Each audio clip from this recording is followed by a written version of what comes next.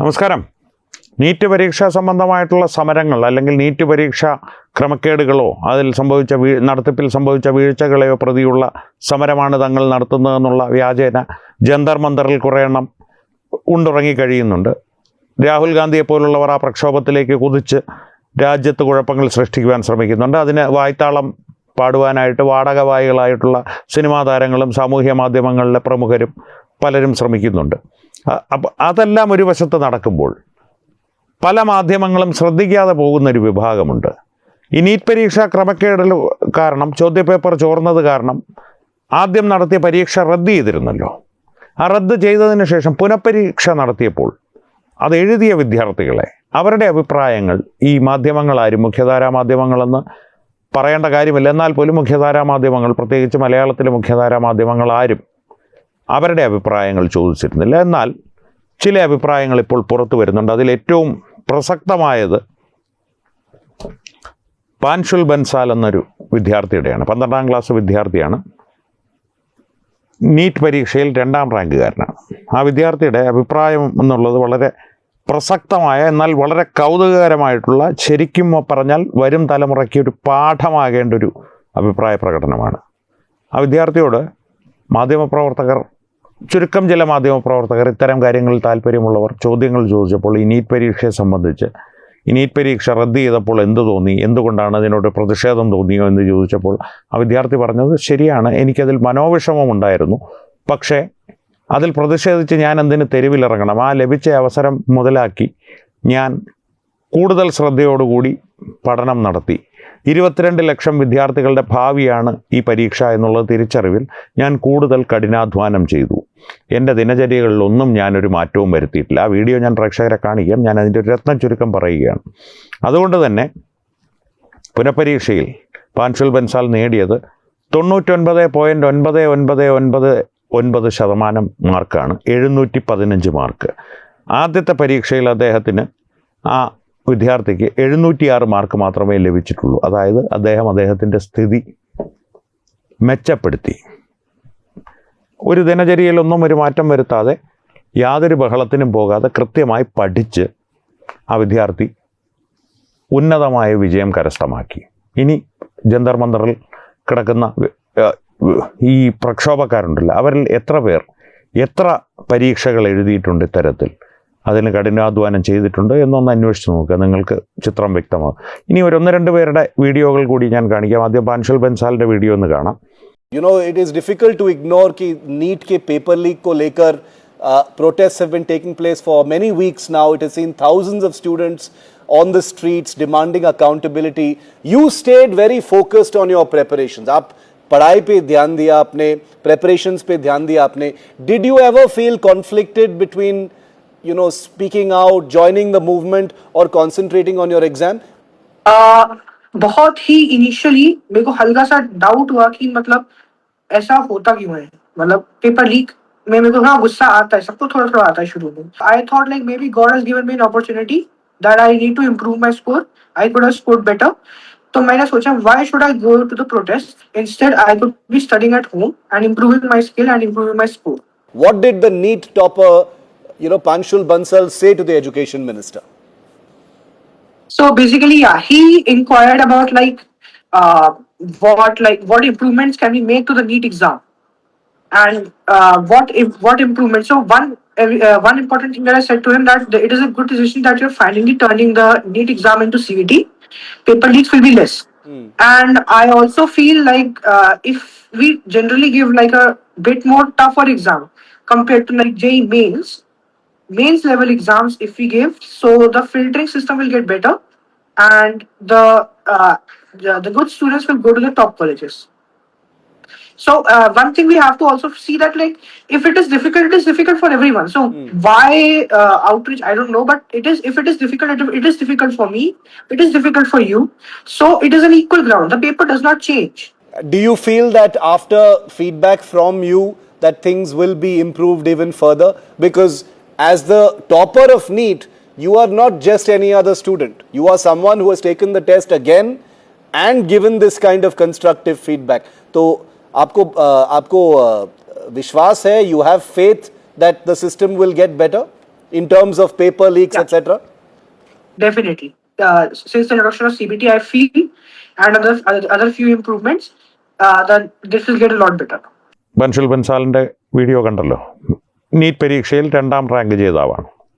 മറ്റ് ചില വിദ്യാർത്ഥികൾ, ഉന്നത വിജയം നേടിയ വിദ്യാർത്ഥികൾ, അവർ പേര് വെളിപ്പെടുത്തിയിട്ടില്ല, സാമൂഹ്യ മാധ്യമങ്ങളിൽ വന്ന ഇതാണ്, കൃത്യമായിട്ട് നീറ്റ് പരീക്ഷ എഴുതിയവർ തന്നെയാണ്. അവരുടെ അഭിപ്രായ പ്രകടനം ശ്രദ്ധിച്ചാൽ നമുക്ക് മനസ്സിലാക്കുവാൻ സാധിക്കുന്നത്, ചോദ്യപേപ്പർ ചോർന്നു, ശരിയാണ്, അത് ശരിയായൊരു നടപടിയല്ല. പക്ഷേ പരീക്ഷ റദ്ദ് ചെയ്തതിലൂടെ സർക്കാർ വളരെ ശരിയായൊരു നടപടിയാണ് എടുത്തത്. മറ്റൊരാൾ പറയുന്നത് പരീക്ഷ റദ്ദ് ചെയ്തതുകൊണ്ട് വലിയ പ്രയോജനമാണ് ഉണ്ടായിരുന്നത്. പരീക്ഷ റദ്ദ് ചെയ്തില്ലായിരുന്നെങ്കിൽ ഈ ചോദ്യപേപ്പർ ചോർന്നതിലൂടെ കൃത്രിമമായും ഈ പരീക്ഷ വിജയിച്ചവരെല്ലാം അതിൻ്റെ ഗുണഭോക്താക്കളായേനെ. ഇതുകൊണ്ട് ഇത്തരത്തിൽ ചോദ്യപേപ്പർ ചോർന്ന ഒരു പരീക്ഷ റദ്ദ് ചെയ്ത് പുനഃപരീക്ഷ നടത്തിയതിലൂടെ അവർക്കെല്ലാം അത്തരത്തിലുള്ളൊരു സാധ്യത ഇല്ലാതായി. ഈ കള്ളം കാണിച്ചവർക്ക് വിജയിക്കുവാനുള്ള സാധ്യതകൾ ഇല്ലാതായി. അങ്ങനെ അഭിനന്ദനാർഹമായിട്ടുള്ള കാര്യമാണ് സർക്കാർ ചെയ്തതെന്നുള്ള രീതിയിലാണ് നീറ്റ് പരീക്ഷയിലെ യഥാർത്ഥ വിജയികൾ പറയുന്നത്. हाँ मतलब अच्छा करा है गवर्नमेंट ने कि मतलब रीनीट करवा के फेयर करा है, वरना फर्स्ट अटेम्प्ट का अगर लेते खाली तो फिर उसमें तो फिर अनफेयर हो जाता, क्योंकि बहुत सारे बच्चों ने उसमें चीट करा था. तो अच्छा करा कि मतलब ऐसे फिर से कराया है पेपर और अच्छे से कंडक्ट करवाया इस बार. तो मतलब अभी तो मेडिकल कॉलेजेस के भी इंफ्रास्ट्रक्चर काफ़ी अच्छे हैं. जो अभी न्यू लेटेस्ट मेडिकल कॉलेजेस आ रहे हैं उनके थोड़े इंफ्रास्ट्रक्चर पे वर्क करने की थोड़ी ज़रूरत है. बट पुराने स्टैब्लिश जो है वो काफ़ी अच्छे हैं एंड काफ़ी अच्छा पेशेंट फ्लो वगैरह सब कुछ मिलता है, तो काफ़ी अच्छा रिजल्ट. एंड आगे भी आई होप तो करती रहे, क्योंकि अभी कॉलेजेस की सीट भी बढ़ी हुई है, रिसेंटली भी बढ़ी है. एक 2100 कुछ गवर्नमेंट के कॉलेजेस की सीट बढ़ी है, तो काफ़ी अच्छा अपॉर्चुनिटी अच्छी मिल पा रही है लोगों को, बच्चों को.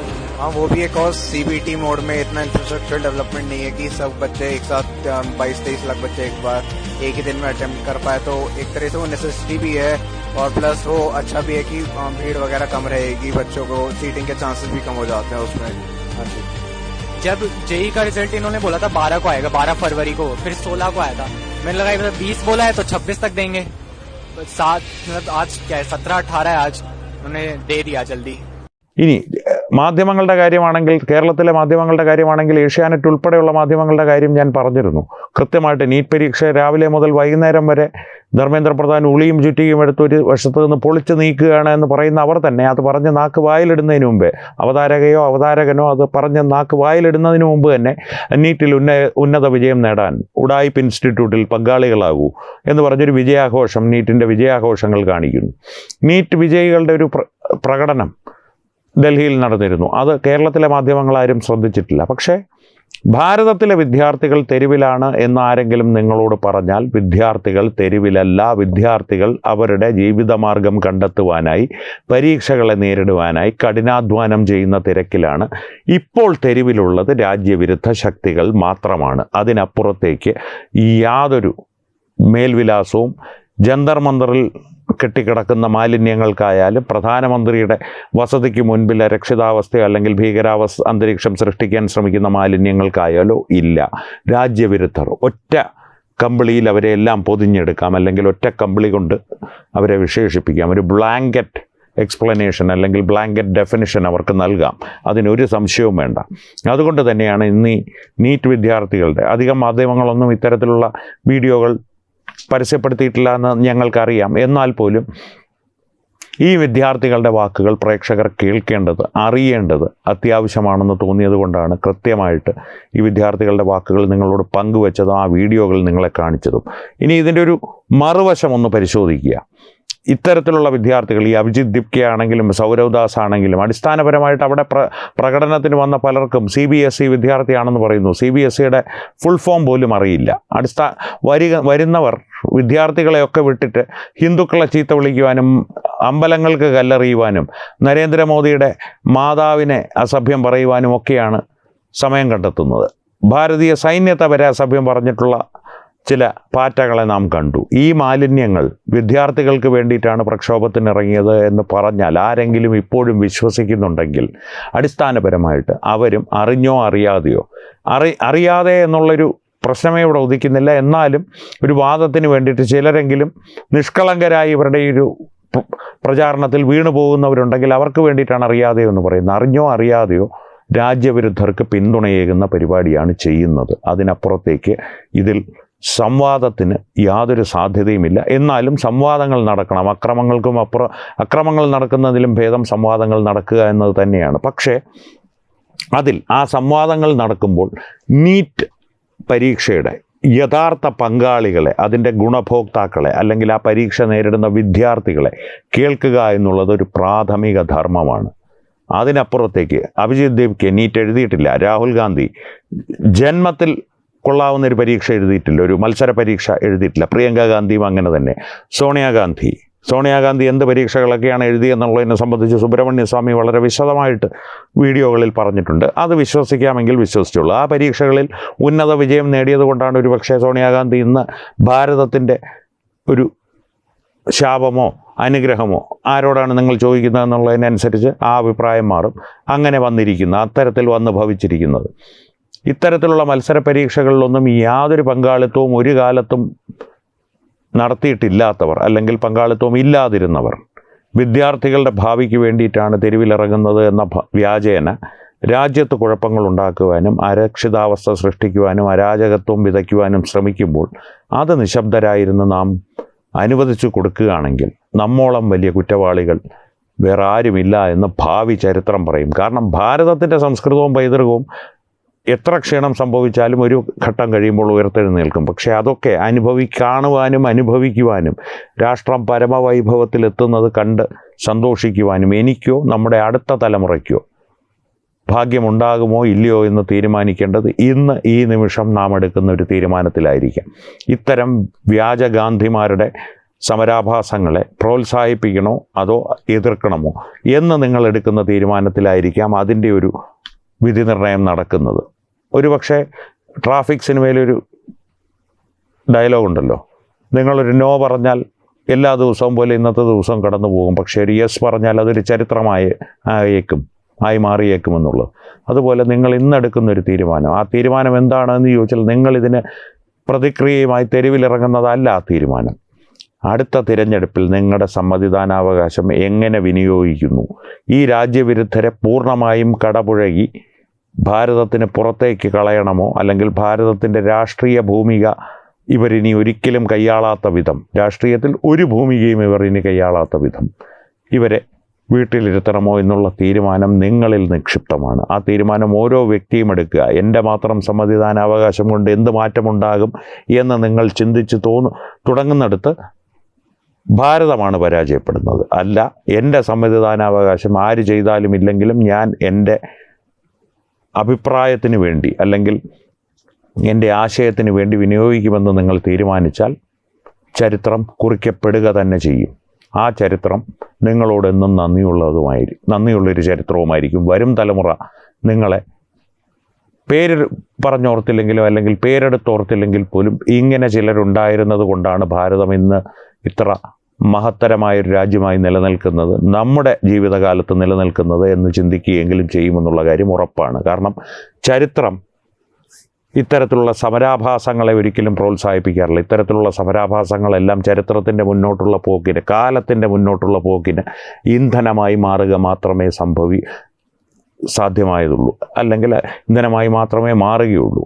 പക്ഷേ ഈ സമരാഭാസങ്ങൾ നടക്കുന്ന കാലഘട്ടങ്ങളിൽ ജീവിക്കുന്ന ജനങ്ങൾക്ക് അതുകൊണ്ട് ഒരുപാട് ബുദ്ധിമുട്ടുകളുണ്ടാകും. ആ ബുദ്ധിമുട്ടുകളെയാണ് ഇനി വരും കാലത്തേക്ക് നാം ഇല്ലാതാക്കേണ്ടത്. അതിനുള്ള തീരുമാനങ്ങളാണ് നാം എടുക്കേണ്ടത്. ഇതെൻ്റെ വ്യക്തിപരമായിട്ടുള്ള അഭിപ്രായമാണ്. ഈ വിഷയത്തെ സംബന്ധിച്ച് നിങ്ങളുടെ അഭിപ്രായങ്ങൾ തീർച്ചയായും കമൻറ്റുകളിലൂടെ ഞങ്ങളുമായി പങ്കുവയ്ക്കുക. ഒപ്പം വീഡിയോ ലൈക്ക് ചെയ്യുക, പരമാവധി നിങ്ങളുടെ പ്രിയപ്പെട്ടവരുമായി ഷെയർ ചെയ്യുക, പങ്കുവയ്ക്കുക. ഏറ്റവും പ്രധാനപ്പെട്ട കാര്യം, തത്വമൈ ന്യൂസിൻ്റെ യൂട്യൂബ് ചാനൽ നിങ്ങൾ ഇതുവരെ സബ്സ്ക്രൈബ് ചെയ്തിട്ടില്ലെങ്കിൽ തീർച്ചയായും സബ്സ്ക്രൈബ് ചെയ്യുക. അപ്പോൾ ഈ വിഷയത്തിലും മറ്റു വിഷയങ്ങളിലും സംവാദങ്ങൾ തുടരട്ടെ. വീണ്ടും കാണാം. നന്ദി, നമസ്കാരം.